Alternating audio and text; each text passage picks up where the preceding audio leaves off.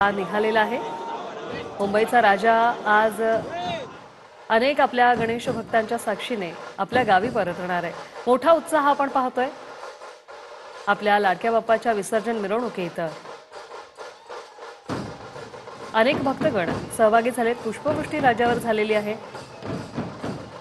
ठिकठिकाणी आपल्या लाडक्या भक्तांचं स्वागत या राजाकडून सध्या स्वीकारलं जात आहे। सर्वात उंच मूर्तीची परंपरा 1977 सालापासून आहे। खरं तर सलग 48 वर्ष झालेली आहेत। ही परंपरा आजही या मंडळाने कायम ठेवलेली आहे। ही मूर्ती जी आहे ती कोणत्याही साच्याशिवाय पूर्णपणे हाताने आणि पारंपरिक पद्धतीने घडवण्यात येते। जेव्हापासून स्थापना झाली तेव्हापासून या मूर्तीचा आकारही बदललेला नाहीये। ही मूर्ती जी आहे ती 22 फूट उंच राहिलेली आहे।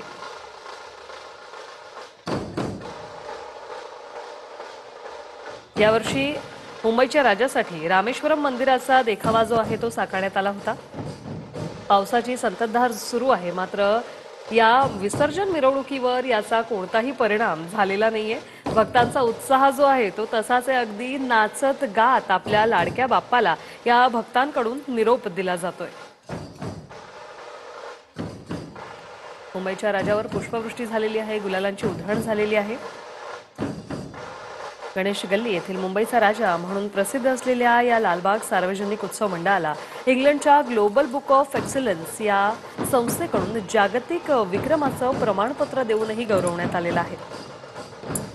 या मंडळाने 2 विश्वविक्रम प्रस्थापित केलेले आहेत। एक म्हणजे सर्वात उंच मूर्तीची परंपरा आणि दुसरं सार्वजनिक संस्थांच्या श्रेणीमध्ये जगातील सर्वात मोठा 24 कॅरेट सोन्याचा हार मुंबईच्या राजाला अर्पण केलेला।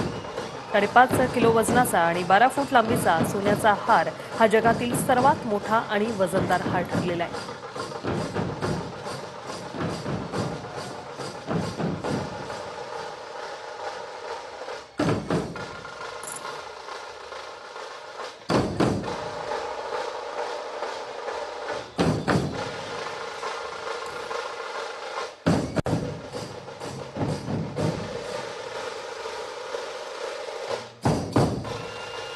ही पुण्यातली दृश्य आपण पाहतोय। पुण्यातून ड्रोनद्वारे टिपलेली ही दृश्य पुण्यात कसा उत्साह आहे त्याची ही दृश्य आपण पाहतोय।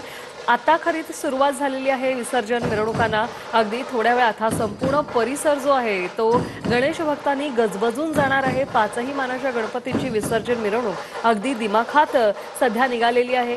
ठिकठिकाणी पुष्पवृष्टी होते, गुलाल उधळला जातोय, ढोल ताशाचं पथक जे आहे ते देखील सज्ज झालेलं आहे। अनेक देखावे हे यावेळी आकर्षणाचं केंद्रबिंदू होते।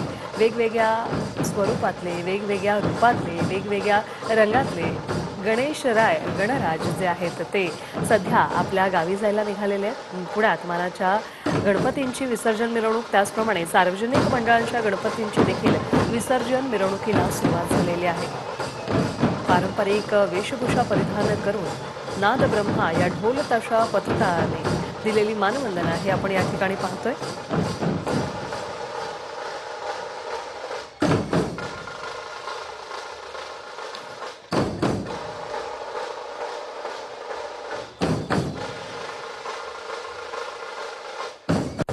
गणरायाची मूर्ती त्यामागे